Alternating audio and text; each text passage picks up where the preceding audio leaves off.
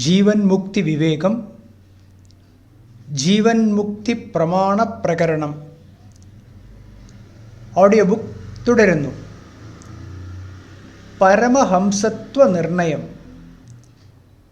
വിവിധിഷാ സന്യാസത്തിനും വിദ്വത് സന്യാസത്തിനും അവാന്തര ഭേദങ്ങൾ ഉണ്ടെന്ന് നേരത്തെ കണ്ടുവല്ലോ. എങ്കിലും പരമഹംസ പദവി നൽകി രണ്ടിനെയും ഒരുമിപ്പിച്ചുകൊണ്ടാണ് സ്മൃതികൾ ഭിക്ഷുക്കളെ 4 വിഭാഗക്കാരായി വേർതിരിച്ചിരിക്കുന്നത്.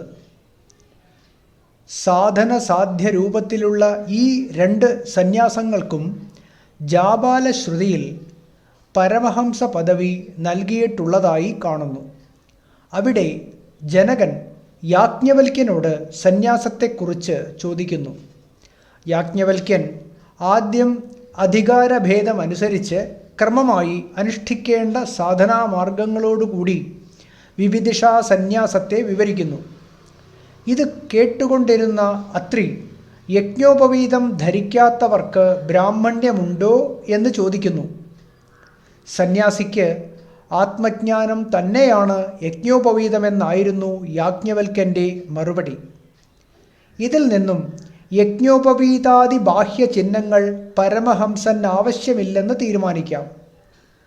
ജാബാലശ്രുതിയിൽ തന്നെ മറ്റൊരിടത്ത് പരമഹംസന്മാരാണെന്ന് വിവരിച്ചിട്ടുണ്ട്. ആ സന്ദർഭത്തിൽ സംവർത്തകൻ തുടങ്ങി ബ്രഹ്മവിത്തുക്കളായ ജീവൻ മുക്തന്മാരെ ദൃഷ്ടാന്തമായി ഉദാഹരിക്കുന്നുമുണ്ട്. പരമഹംസന്മാർക്ക് ബാഹ്യ ചിഹ്നങ്ങളോ ബാഹ്യ ആചാരങ്ങളോ ഉണ്ടാവുകയില്ല. ഉന്മത്തന്മാരല്ലെങ്കിലും അവർ ഉന്മത്തന്മാരെ പോലെ പെരുമാറുന്നു. വിദ്വത് സന്യാസിമാരുടെ ലക്ഷണങ്ങളാണ് ഈ പറഞ്ഞവ. വിവിധിഷാ സന്യാസിമാരിൽ തന്നെ ത്രിദണ്ഡികളെന്നും ഏകദണ്ഡികളെന്നും 2 വിഭാഗക്കാരുണ്ട്. ത്രിദണ്ഡികൾ കുറേ കാലം കഴിയുമ്പോൾ ഏകദണ്ഡികളായി മാറുന്നു. ഏകദണ്ഡിയായി തീരുന്നതിന് മുൻപ് ത്രിദണ്ഡം, കമണ്ഡലു, ഭിക്ഷാപാത്രം, ശിഖ, യജ്ഞോപവീതം എന്നിവയെല്ലാം വെള്ളത്തിൽ വലിച്ചെറിഞ്ഞ് ആത്മജിജ്ഞാസുവായി തീരേണ്ടതാണ്. ഏകദണ്ഡിയായി തീരുന്നതിന് മുൻപ് ത്രിദണ്ഡം, കമണ്ഡലു, ഭിക്ഷാപാത്രം, ശിഖ, യജ്ഞോപവീതം എന്നിവയെല്ലാം വെള്ളത്തിൽ വലിച്ചെറിഞ്ഞ് ആത്മജിജ്ഞാസുവായി തീരേണ്ടതാണ്. ഇങ്ങനെ ഏകദണ്ഡിയായി സാധനാനുഷ്ഠാനം കൊണ്ട് പ്രത്യക്ഷമായ ബ്രഹ്മാനുഭവം നേടിക്കഴിഞ്ഞാലാണ് വിദ്വത് സന്യാസം കൈവരുന്നത്. വിദ്വത് സന്യാസത്തെ ശ്രുതി ഇങ്ങനെ വിവരിക്കുന്നു. വിദ്വത് സന്യാസി ഒരു കൊച്ചു കുഞ്ഞിനെപ്പോലെ 2 എന്ന ഭാവമില്ലാതെ വർത്തിക്കുന്നു. ആരിൽ നിന്നും ഒരു ഉപഹാരവും സ്വീകരിക്കുന്നില്ല.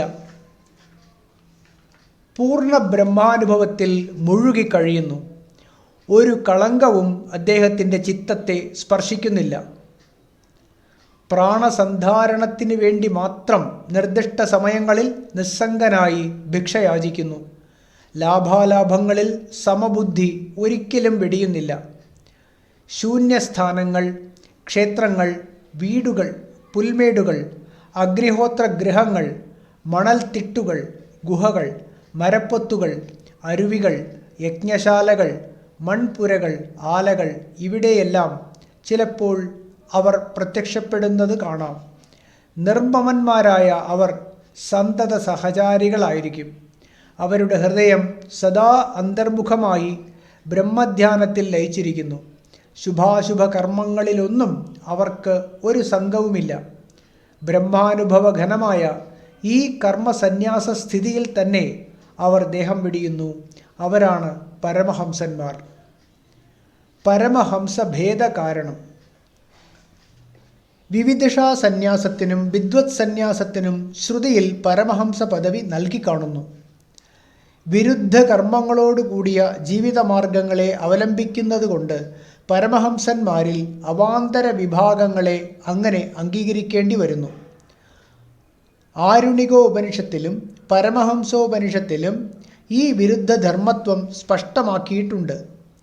ശിഷ്യനായ ആരുണി ഗുരുവിനോട് ഇങ്ങനെ ചോദിക്കുന്നു: ഗുരു, എന്തുപായം കൊണ്ടാണ് കർമ്മങ്ങളെ പൂർണ്ണമായി ത്യജിക്കേണ്ടത്? ഇവിടെ ശിഖ, യജ്ഞോപവീതം, സ്വാധ്യായം, ഗായത്രി ജപം തുടങ്ങി എല്ലാ കർമ്മങ്ങളും ത്യജിച്ചുകൊണ്ടുള്ള വിവിധിഷാ സന്യാസത്തെക്കുറിച്ചാണ് ശിഷ്യൻ ചോദിക്കുന്നത്. ഗുരുവായ പ്രജാപതി മറുപടി നൽകി. ആദ്യമായി ശിഖായജ്ഞോപവീതാദി സർവവും ത്യജിക്കണമെന്ന് അറിയിച്ചു. എന്നാൽ ദണ്ഡവും പുതപ്പും കൗപീനവും സ്വീകരിക്കണമെന്നും പറഞ്ഞു. മാത്രമല്ല ത്രിസന്ധ്യയിലും മറ്റും സ്നാനം ചെയ്യണം. ആത്മനിഷ്ഠനായി സമാധി പരിശീലിക്കണം. എല്ലാ വേദങ്ങളിലെയും ആരണ്യക ഭാഗവും ഉപനിഷത് ഭാഗവും ആവർത്തിക്കണം. എന്നിങ്ങനെ ആശ്രമധർമ്മങ്ങളെയും ജ്ഞാനഹേതുക്കളെയും അനുഷ്ഠാനങ്ങളായി അംഗീകരിക്കണമെന്നും അനുശാസിച്ചു. തുടർന്ന് യോഗികളായ പരമഹംസന്മാരുടെ മാർഗമേത് എന്നിങ്ങനെ വിദ്വത് സന്യാസത്തെക്കുറിച്ച് പ്രജാപതിയോട് നാരദൻ ചോദിക്കുകയുണ്ടായി. ഉത്തരമായി ഗുരു ആദ്യം പുത്രമിത്രാദി സർവത്യാഗം വിശദീകരിക്കുന്നു. എന്നിട്ട് ശരീരത്തെ നിലനിർത്താനും ലോകോപകാരത്തിനുമായി കൗപീനവും ദണ്ഡവും പുതപ്പും സ്വീകരിക്കണമെന്നും നിർദ്ദേശിച്ചു. എന്നാൽ ദണ്ഡാദി സ്വീകാരം തികച്ചും ഭൗതികമായതുകൊണ്ട് അത്ര പ്രധാനമായി കരുതാനില്ലെന്നും അറിയിച്ചു. അനന്തരം ഒരു പരമഹംസൻ മുഖ്യമായി കണക്കാക്കേണ്ടത് എന്തൊക്കെയാണെന്ന് വിവരിക്കുന്നു. പരമഹംസൻ മുഖ്യമായി കരുതേണ്ടത് ദണ്ഡത്തെയോ ശിഖയെയോ യജ്ഞോപവീതത്തെയോ പുതപ്പിനെയോ ഒന്നുമല്ല. ഇതുകൊണ്ട് ദണ്ഡാദി ചിഹ്നങ്ങൾ വെടിയുന്നത് ശാസ്ത്രസമ്മതമായ കാര്യമാണെന്ന് സിദ്ധിക്കുന്നു. പരമഹംസൻ ശീതോഷ്ണ സമബുദ്ധിയായി ദിഗംബരനും നിർനമസ്കാരനുമായി ലോകവ്യവഹാരാതീതനായി കഴിഞ്ഞുകൂടേണ്ടതാണ്. ഒടുവിൽ അദ്ദേഹം താൻ പൂർണ്ണാനന്ദൈക സ്വരൂപമായ ബ്രഹ്മം തന്നെയാണെന്ന് അനുഭവിച്ച് കൃതകൃത്യനായി ഭവിക്കുന്നു. ഇങ്ങനെ പരമഹംസത്വം ബ്രഹ്മാനുഭവമാത്ര സ്വരൂപമായി പര്യവസാനിക്കണമെന്നാണ് പ്രജാപതി മതം. അതുകൊണ്ട് വിരുദ്ധധർമ്മങ്ങൾ സ്വീകരിക്കുന്നതിനാൽ വിവിധിഷാ സന്യാസിയായ പരമഹംസനും വിദ്വത് സന്യാസിയായ പരമഹംസനും വലിയ ഭേദമുണ്ടെന്ന് അറിയേണ്ടതാണ്. സ്മൃതികളും വിവിധിഷാ സന്യാസത്തെയും വിദ്വത് സന്യാസത്തെയും വേർതിരിച്ച് കാണിക്കുന്നുണ്ട്. ബൃഹസ്പതി സ്മൃതി ഇങ്ങനെ പറയുന്നു: ചിലർ പരവൈരാഗ്യം സമാശ്രയിച്ച് സംസാരം നിസ്സാരമെന്നു കണ്ട് സത്യജിജ്ഞാസുക്കളായി സന്യസിക്കുന്നു. പ്രവൃത്തിമാർഗത്തിൽ തന്നെ കഴിയുന്നവർക്ക് വിധിച്ചിട്ടുള്ള ഉപായമാണ് യോഗം. ജ്ഞാനമാണ് സന്യാസി മാർഗം. അതുകൊണ്ട് ബുദ്ധിമാന്മാർ ജ്ഞാനലബ്ധിക്കായി സന്യസിക്കേണ്ടതാണ്. അങ്ങനെ വിവിധിഷാ സന്യാസം വിവരിച്ചിട്ടുള്ള സ്മൃതി വിദ്വത് സന്യാസം വിവരിക്കുന്നു. സന്യാസി സനാതനമായ പരമാത്മതത്വം ഗ്രഹിച്ചു കഴിഞ്ഞാൽ ഏകദണ്ഡം സ്വീകരിച്ചും യജ്ഞോപവീതാദികൾ ഉപേക്ഷിക്കേണ്ടതാണ്. ബ്രഹ്മാനുഭവം പരിപക്വമായി പൂർണ്ണത കൈവരിച്ചാൽ സർവവും വെടിഞ്ഞ് സന്യാസിയായി കഴിയാം എന്ന്. ജ്ഞാനദാർഢ്യപ്രകാരം ബ്രഹ്മജിജ്ഞാസയെയും ബ്രഹ്മജ്ഞാനമെന്നും പറഞ്ഞാൽ വാസ്തവത്തിൽ എന്താണ്? ചിലർക്ക് ലളിത കലകളെക്കുറിച്ചെന്ന പോലെ കേവലം ഔത്സുക്യം കൊണ്ട് ബ്രഹ്മത്തെക്കുറിച്ച് അറിഞ്ഞാൽ കൊള്ളാമെന്ന് ആഗ്രഹം തോന്നാം. ഇത് ബ്രഹ്മജിജ്ഞാസയാകുമോ? കാണുന്നവരോടൊക്കെ വാദകോലാഹലം മുഴക്കുന്ന പണ്ഡിതം മന്യന്മാരായ ചിലർ ബ്രഹ്മവിത്തുക്കളെപ്പോലെ കാണപ്പെടുന്നുണ്ട്. ഇതാണോ ബ്രഹ്മജ്ഞാനം? അവരാരും തന്നെ സന്യസിക്കുന്നതായി കാണുന്നുമില്ല.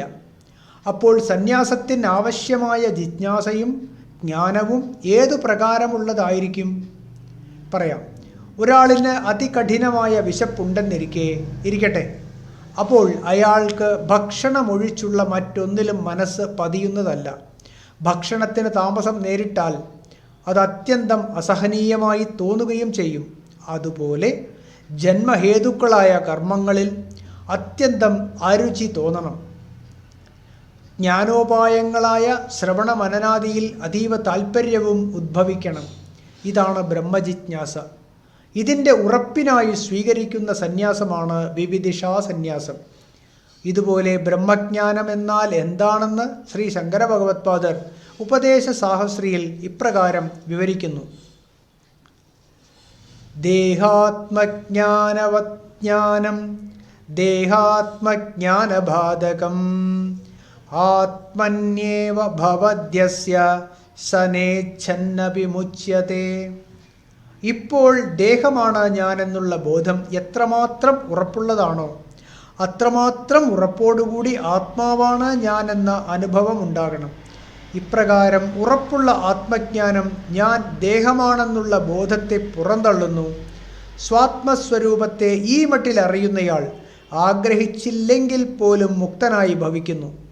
ദൃഢമായ ആത്മജ്ഞാനത്തിൻ്റെ സ്വരൂപം ഉപനിഷത്തുക്കളും പ്രഖ്യാപിച്ചിട്ടുണ്ട്. ആത്മജ്ഞാനത്തോടെ വാസനാമയമായ ഹൃദയഗ്രന്ഥി പിളർന്ന് നശിക്കുന്നു. സംശയങ്ങൾ ചിന്നിച്ചിതറി ഒടുങ്ങുന്നു. ആ പരാവര സത്യത്തെ നേരിട്ട് കാണുന്നതോടെ കർമ്മങ്ങളും എല്ലാം ക്ഷയിക്കുന്നു. സമഷ്ടി സൂക്ഷ്മ ശരീരിയായ ഹിരണ്യഗർഭൻ മുതൽ സ്ഥാവരാന്തമുള്ള എല്ലാ ദൃശ്യങ്ങളെയും ഉപനിഷത്ത് അപരബ്രഹ്മമെന്നാണ് വിളിക്കുന്നത്. ഈ ദൃശ്യങ്ങളെയെല്ലാം ദർശിച്ചുകൊണ്ട് സദാ ദ്രഷ്ടാവായി വിളങ്ങുന്ന ചേതനനാണ് പരബ്രഹ്മം. ബുദ്ധിയിൽ സാക്ഷി സ്വരൂപനായി കുടികൊള്ളുന്ന ചേതനയിൽ ജഡത്വം ആരോപിച്ച് അനുഭവിക്കുന്നത് അവിദ്യ നിമിത്തമാണ്. ജഡവാസനകളാകുന്ന ഛേദിക്കാൻ വയ്യാത്ത കെട്ടുകൾ ഹൃദയത്തെ ഉറപ്പായി ബന്ധിച്ചിരിക്കുന്നു. അതുകൊണ്ടാണ് അവയെ ഗ്രന്ഥികളെന്ന് വിളിക്കുന്നത്. ആത്മാവ് സാക്ഷിയാണോ കർത്താവാണോ? സാക്ഷിയായി നിൽക്കുമ്പോൾ അതിന് ബ്രഹ്മത്വം ഉണ്ടോ അതോ ഇല്ലയോ? ബ്രഹ്മത്വം ഉണ്ടെങ്കിൽ തന്നെ അത് ബുദ്ധി കൊണ്ട് അറിയുവാൻ പറ്റുമോ? അറിഞ്ഞാൽ തന്നെ അതുകൊണ്ട് മാത്രം മുക്തി ലഭ്യമാകുമോ? എന്നിങ്ങനെയുള്ളവയാണ് സംശയങ്ങൾ.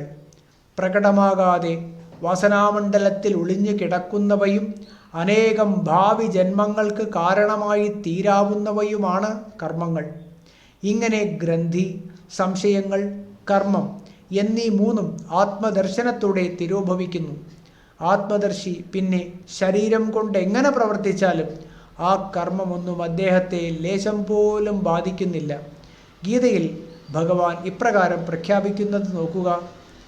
യസ്യ നാഹം കൃതോ ഭാവോ ബുദ്ധിർയസ്യ ന ലിപ്യത്തെ ഹത്വാപി സ ഇമാൻ ലോകാൻ നഹന്തി ന നിബധ്യത്തെ. 18-ാം അധ്യായം 17-ാമത്തെ ശ്ലോകം. ജ്ഞാനിയുടെ ബ്രഹ്മനിഷ്ഠ അവിദ്യ ആരോപിതമായ അഹംഭാവത്തിൻ്റെ മൂടുപടം കൊണ്ട് ഒരിക്കലും മറയ്ക്കപ്പെടുന്നില്ല. മുൻ വിവരിച്ച സംശയങ്ങളൊന്നും അദ്ദേഹത്തിൻ്റെ ബുദ്ധിയെ കളങ്കപ്പെടുത്തുന്നുമില്ല. ഈ സ്ഥിതിയിൽ ത്രൈലോക്യവധം പോലും ബന്ധകാരണമായി ഭവിക്കുന്നില്ല. പിന്നെയാണോ മറ്റു കർമ്മങ്ങൾ എന്തെങ്കിലും ആ സത്യനിഷ്ഠനെ ബന്ധിക്കുക? ഇവിടെ ഒരു സംശയം വരാം. വിവിധിഷാസന്യാസം കൊണ്ട് നേടാവുന്നതാണല്ലോ ഈ ജ്ഞാനനിഷ്ഠ. അതുകൊണ്ട് തന്നെ ഭാവി ജന്മങ്ങളെല്ലാം തടയപ്പെടും. ഈ ജന്മത്തിൽ തന്നെ അനുഭവിച്ചു തീർക്കേണ്ടതായി ശേഷിക്കുന്ന പ്രാരബ്ധം അനുഭവിക്കാതെ ഒടുങ്ങുകയില്ല. പിന്നെ എന്തിനാണ് വിദ്വത് സന്യാസമെന്ന് പുതുതായി ഒന്നിനെ അംഗീകരിക്കുന്നത്? ഈ സംശയം ശരിയല്ല. ജീവൻ മുക്തി പ്രസ്പഷ്ടമാക്കാനാണ് വിദ്വത് സന്യാസം. ജീവൻ മുക്തി പ്രസ്പഷ്ടമാക്കാനാണ് വിദ്വത് സന്യാസം. ജ്ഞാനലബ്ധിക്ക് വിവിധിഷാസന്യാസം. അതുപോലെ പ്രസ്പഷ്ടമായ ജീവൻ മുക്ത സ്ഥിതി അനുഭവിക്കാൻ വിദ്വത് സന്യാസം. ഇത്രയുമാണ് സന്യാസ രഹസ്യം. ജീവൻ മുക്തി വിവരണം ഓഡിയോ ബുക്ക് തുടരുന്നതാണ്.